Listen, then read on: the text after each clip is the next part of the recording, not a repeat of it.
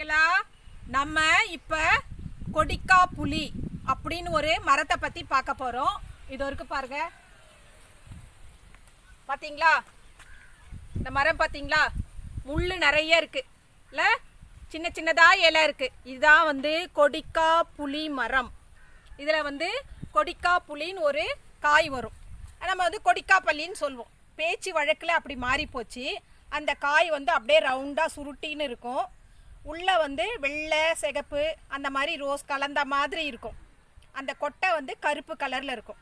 அந்த கொட்டையை எடுத்துட்டு சின்னப்போ நாங்கள்லாம் சாப்பிட்ருக்கோம். நீங்கள்லாம் சாப்பிட்ருக்கீங்களா இல்லையான்னு தெரியல. நாம தான் எல்லா மரத்தையும் வெட்டிடுறோமே, அதனால நீங்கள் பார்த்துருக்கிறதுக்கு சந்தர்ப்பம் இல்லை. அதனால தான் உங்களுக்கு இந்த மரத்தை காமிக்கிறோம். இது என்ன மரம் சொன்னேன்? கொடிக்கா புலி. நம்ம சொல்கிறது கொடிக்கா பள்ளின்னு சொல்லுவோம். பேச்சு வழக்கில் கொடிக்கா பள்ளின்னு சொல்லுவோம். ஆனால் கொடிக்கா புலி மரத்தை நல்லா பாருங்க. இன்னைக்கு நம்ம கொடிக்கா புலி மரத்தை பற்றி தெரிஞ்சுக்கணும் இல்லை? நாம இப்போ ஐ அப்படின்ற எழுத்து எப்படி எழுதலாம் அப்படின்னு பார்க்க போகிறோம். பார்க்கலாமா? பாருங்க, முதல்ல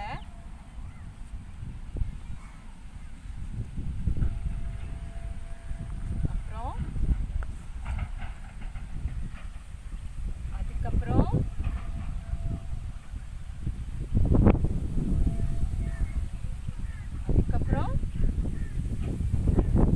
ஐ எழுதலாம்.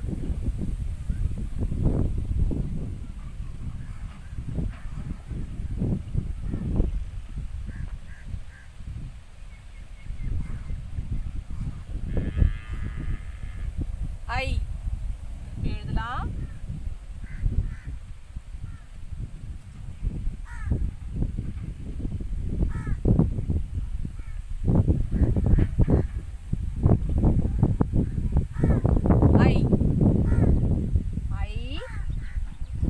ஐந்து, ஐயா, ஐம்பது, ஐவர், ஐயம்.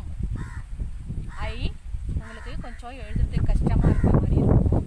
ஆனால் நீங்கள் எழுதி பார்க்க பார்க்க